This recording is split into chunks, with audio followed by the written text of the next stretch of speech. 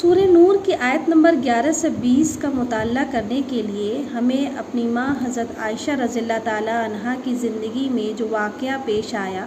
جب ان پر بہتان لگایا گیا وہ قصہ ہمیں جاننا بہت زیادہ ضروری ہے، اور اس کے لیے آپ صحیح بخاری کی حدیث کھول سکتے ہیں جہاں پر یہ قصہ تفصیل کے ساتھ یعنی ڈیٹیل کے ساتھ بیان کیا گیا ہے، لیکن میں نے اس کو جو ہے وہ یہاں پر شارٹ کر کے آپ کے سامنے رکھنے کی کوشش کی ہے۔ محمد صلی اللہ علیہ وسلم جب بھی کسی غزوے کے لیے جاتے تو وہ اپنی ایک وائف کو لے کر کے جاتے، تو اس سفر میں جب وہ نکلے تو عائشہ رضی اللہ تعالی عنہا کے ساتھ وہ گئے، اور جب وہاں پر جہاد سے فارغ ہو گئے سارے لوگ، نبی صلی اللہ علیہ وسلم اور صحابہ فارغ ہو گئے، تو نبی صلی اللہ علیہ وسلم نے رات میں ہی کہا کہ اب مدینہ ہم واپس جائیں گے۔ تو جیسے ہی کہا عائشہ رضی اللہ تعالیٰ عنہ بھی تیار ہو گئیں، لیکن تبھی ان کو جو ہے وہ حاجت پیش آئی جس کے لیے جو ہے وہ اپنے ٹینٹ سے دور جا کر کے انہوں نے حاجت اپنی پوری کی، لیکن جب وہ واپس ٹینٹ میں آئیں تو انہوں نے دیکھا کہ انہوں نے ٹٹولا یا دیکھا جو بھی کیا ہو، انہیں لگا کہ ان کا ہار جو ہے وہ مسنگ ہے، تو وہ آس پاس ڈھونڈنے لگیں، اور آس پاس خیمے میں یا جو ہے پالکی پر کہیں پر بھی ان کو ان کا ہار نہیں ملا، تو انہیں ایسا لگا کہ جہاں وہ حاجت کے لیے جس جگہ پہ گئی تھی وہیں پر ان کا ہار جو ہے وہ رہ گیا ہوگا۔ تو جب وہ وہاں پر گئیں، رات کا ٹائم ہے، سوچی روشنی کیا ہی ہوگی صحرا میں، ٹھیک ہے، کوئی بھی چیز وہ اگر وہ لے کر کے گئی بھی ہوں گی تو وہ ڈھونڈنے میں کتنا ٹائم لگا ہوگا۔ جب ڈھونڈ کر کے وہ واپس آئی تو انہوں نے یہ دیکھا کہ قافلہ جا چکا ہے، اب وہ وہیں رات میں وہیں پر بیٹھ گئیں اور وہ انتظار کرنے لگیں کہ نبی صلی اللہ علیہ وسلم کسی کو بھیجیں گے جو مجھے یہاں سے آ کر کے پک کر لے گا۔ اتنے میں ان کی آنکھ لگ گئی۔ صبح جو ہے وہ جب صفوان رضی اللہ تعالیٰ عنہ، اب صبح کا ٹائم تھا یا رات کا ہی ٹائم تھا، خیر صفوان رضی اللہ تعالیٰ عنہ قافلے کے پیچھے تھے، ان کی یہ ڈیوٹی لگائی گئی تھی کہ قافلے کا جو بھی سامان چھوٹ جائے یا گر جائے کہیں پر تو وہ اسے اٹھا کر کے قافلے تک پہنچا دیں۔ تو جب انہوں نے جو ہے وہ عائشہ رضی اللہ تعالیٰ عنہ کو دیکھا تو وہ پہچان گیا ان کو، کیونکہ اس ٹائم پہ پردے کا حکم نہیں آیا تھا، اور وہ پہلے بھی عائشہ رضی اللہ تعالیٰ عنہ کو دیکھ چکے تھے۔ تو پھر صفوان رضی اللہ تعالیٰ عنہ نے اتنے زور سے بولا کہ عائشہ رضی اللہ تعالیٰ عنہ اٹھ گئی، وہ چیز ان کو اٹھانا ہی تھا، مقصد اٹھانا ہی تھا۔ صفوان رضی اللہ تعالیٰ عنہ نے اپنا اونٹ پیش کیا جس پہ عائشہ رضی اللہ تعالیٰ عنہ سوار ہو گئیں۔ اب عائشہ رضی اللہ تعالیٰ عنہ اونٹ پہ بیٹھی ہیں اور صفوان رضی اللہ تعالیٰ عنہ چل رہے ہیں آگے آگے۔ یہ دونوں ہی لوگ جو ہے دوسرے دن میں ان کا مدینے میں داخلہ ہوتا ہے،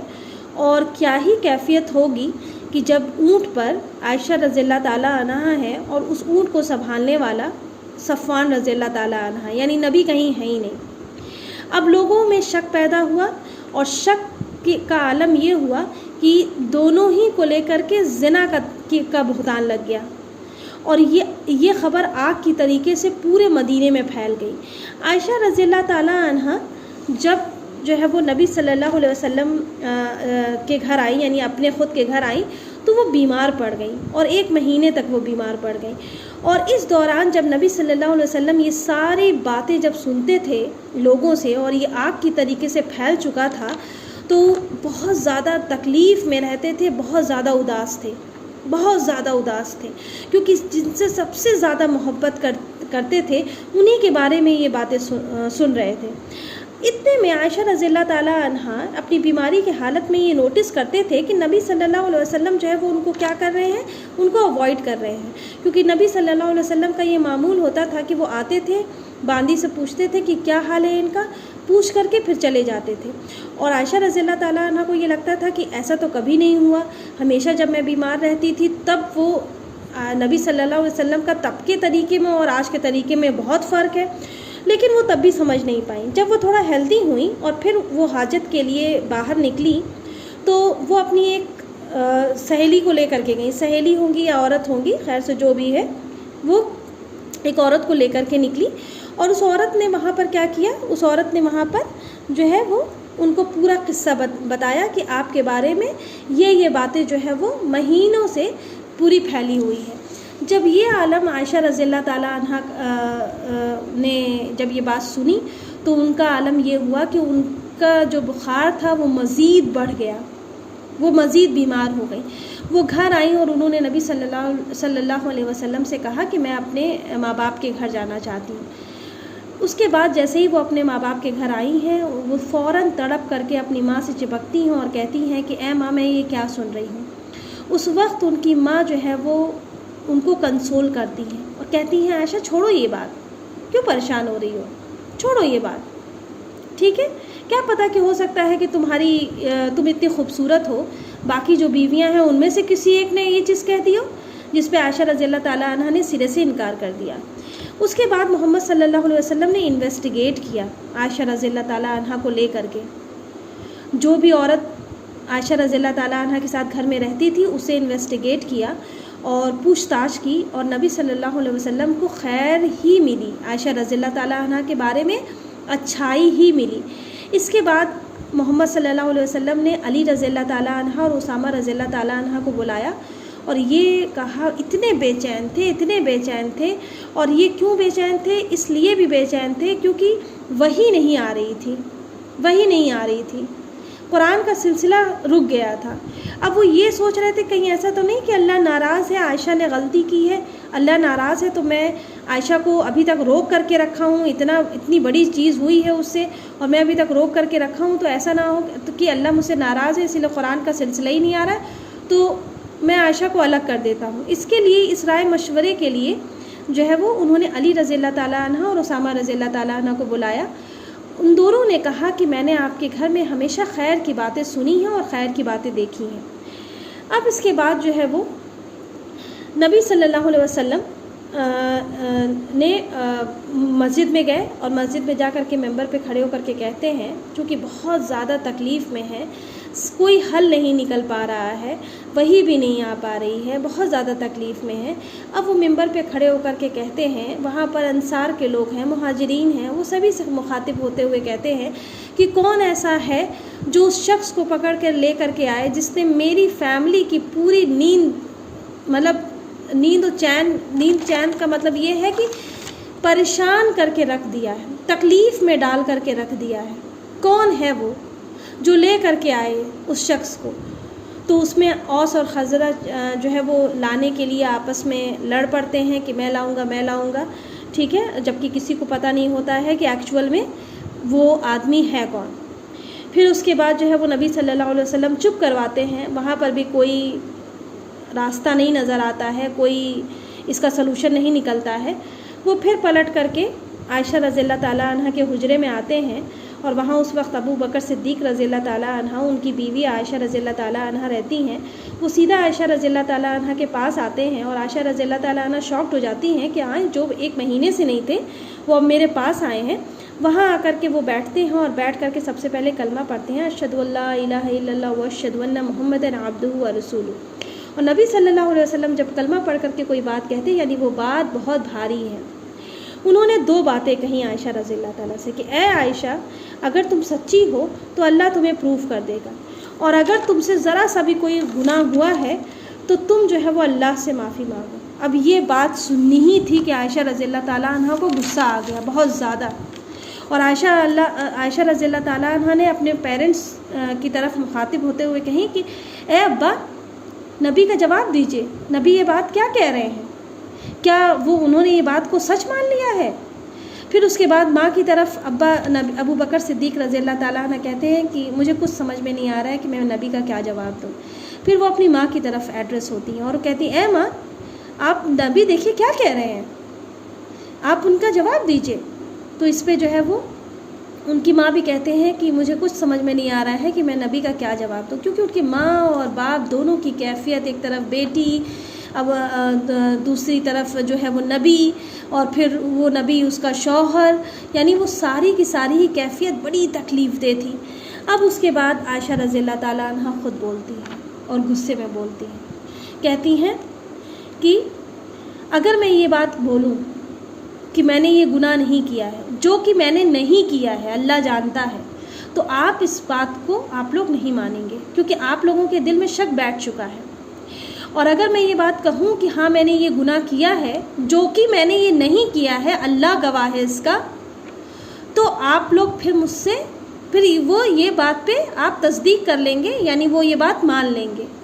تو ان سب چیزوں سے بہتر ہے کہ میں صبر جمیل، یعنی میں صبر کروں، صبر کو ہی تھاموں اور یہ معاملہ اللہ پہ چھوڑ دوں، جیسے کہ یعقوب علیہ السلام نے کیا تھا جب ان کے بچوں نے یوسف علیہ السلام کی شرٹ لا کر کے یعقوب علیہ السلام کو دے دی تھی اور کہہ دی تھی کہ یوسف ختم ہو گئے ہیں۔ اب اس کے بعد عائشہ رضی اللہ تعالیٰ عنہا کو نبی صلی اللہ علیہ وسلم کی ایک بات ہٹ کی کہ انہوں نے سب سے پہلے کہا تھا کہ اے عائشہ،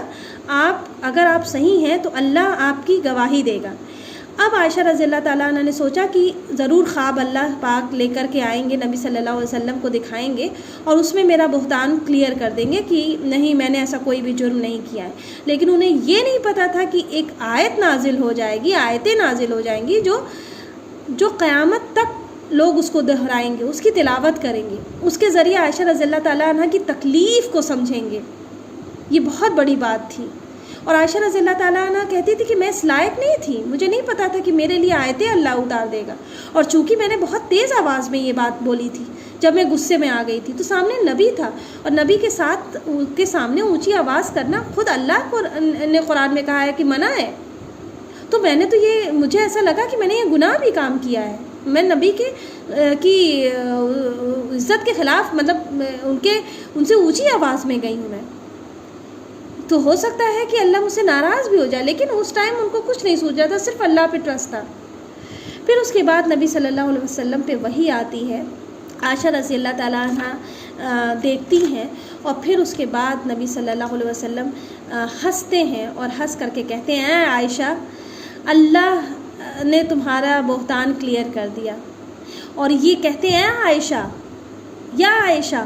اور وہ ان کو بلاتے ہیں، اپنی بیوی کو بلاتے ہیں، اس بیوی کو جس کو سینے سے نہیں لگایا تھا، جس کو محبت نہیں کرنا چاہ رہے تھے، نہیں کر پا رہے تھے۔